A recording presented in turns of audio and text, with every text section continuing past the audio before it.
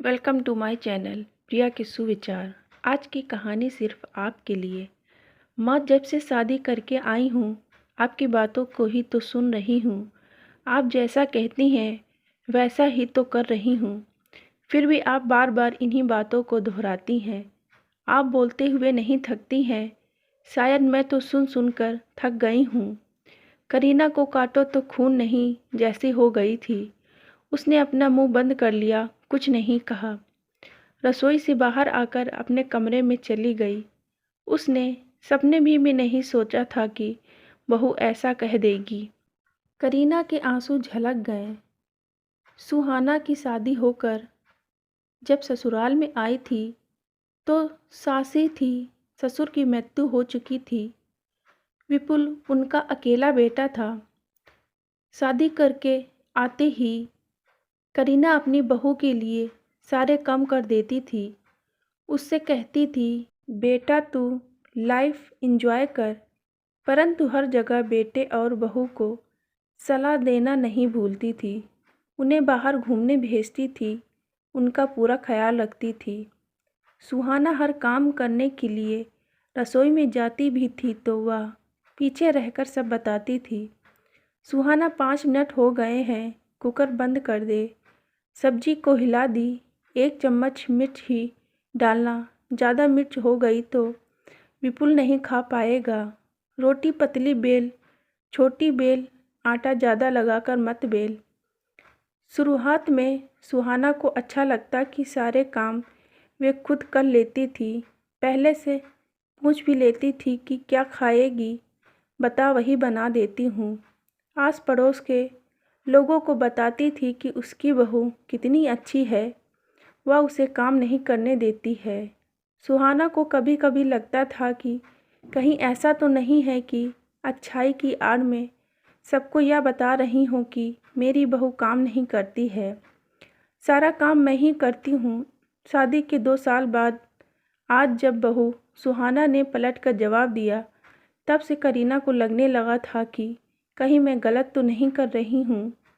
सोच सोच कर उसकी आंखें झलक जाती थी।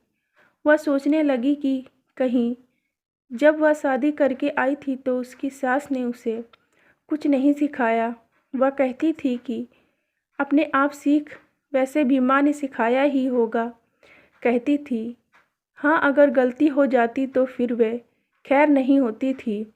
उसे काफ़ी कठिनाइयों का सामना करना पड़ता था। उसकी चचेरी बहन रमा एक बार उससे मिलने ससुराल आ गई थी तो सास करीना की बुराइयों को गिनाने में ही लगी हुई थी। रमा ने जाते हुए कहा कि करीना, मैं तुझसे मिलने आई थी पर 5 मिनट तुझसे बात करने को भी नहीं मिला। पति के साथ बाहर जाने से लेकर पति पत्नी की हर बात पर सास टिप्पणी करती थी।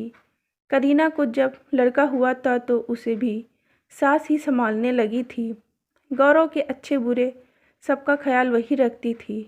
गौरव कुछ गलत करता तो करीना को खरी खोटी सुनाती थी कि इस तरह पाल रही हो। पति भी माँ की तरफदारी करते थे। इस तरह उसने बहुत ही कष्ट सहे थे। गौरव जैसे जैसे बड़ा हो रहा था, करीना की सास का देहांत हो गया था। करीना ने उसे अच्छे संस्कार दिए थे और उस दिन उसने निश्चय किया था कि वह अपनी बहू को बहुत प्यार देगी। इसलिए वह सुहाना के लिए सब कुछ करती थी और प्यार देने की कोशिश में लगी रहती थी। वह यह भूल गई थी कि ज़्यादा प्यार देने की लालसा में उसके हर कार्य में हस्तक्षेप कर रही है, जिससे उसकी बहू और बेटे को सांस लेने में भी तकलीफ़ हो रही है। उसी समय फ़ोन की घंटी बजी। करीना ने फ़ोन उठाया तो रमा थी। करीना को उदास देख पूछा, क्या बात है करीना, कुछ हुआ क्या? आज बहू की तारीफ नहीं करेगी? उसकी बातों को सुनकर करीना ने सुहाना की बात बताई। तब रमा ने उसे समझाया कि जीजी, आप कुछ ज़्यादा ही उसके जीवन में हस्तक्षेप कर रही हो। मेरे ख्याल से उन्हें भी अपना जीवन अपनी तरह से जीने का अधिकार है।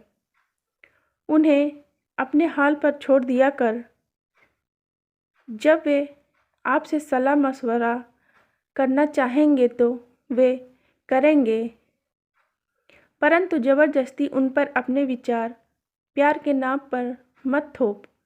ऐसे में आप बेटा बहू को खो देगी।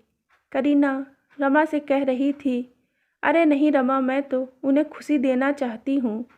मेरी सास के कारण मैंने बहुत ही कठिनाइयों का सामना किया था। मैं अपनी बहू को वही तकलीफ़ें नहीं देना चाहती हूँ। हाँ, मैं कुछ ज़्यादा ही उनके जीवन में हस्तक्षेप करने लगी थी, इसीलिए उसे शायद गुस्सा आया होगा। इसलिए उस बेचारी ने मुझे ऐसा कह दिया है। तू सही कह रही है, आइंदा से उसके ऊपर तू अपने विचार नहीं थोपेगी। यह सब सुहाना ने सुना, तब उसे लगा कि सासू माँ क्यों इतना मेरे लिए करती हैं।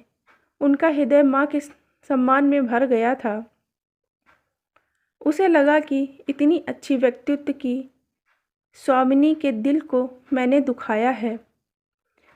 उसे अपनी गलती का एहसास हो गया था। करीना जब फ़ोन रखकर आई तो सुहाना ने चाय बनाई और कहा, माँ आइए हम सब मिलकर चाय पीते हैं। दोनों जब चाय पी रहे थे तो करीना को लगा, मैंने अपनी जिम्मेदारी अच्छे से निभाई है। अपने बहू को पा लिया, उसके हृदय को जीत लिया है। बस उसके आंखों में खुशी के आंसू बहने लगे थे।